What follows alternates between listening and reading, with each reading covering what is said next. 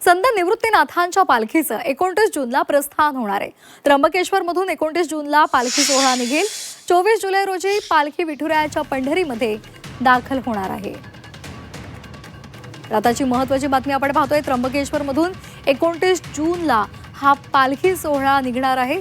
संत निवृत्तीनाथांचा हा पालखी सोहळा मार्गक्रमण करेल आणि 24 जुलैला पालखी विठुरायाच्या पंढरीमध्ये दाखल होणार आहे। अहिल्यानगरामध्ये 12 जुलैला समाधी सोहळ्यानिमित्तानं विशेष कार्यक्रम होईल, तर 4 जुलैला खंबाळे येथे भव्य गोल रिंगण सोहळा पार पडणार आहे।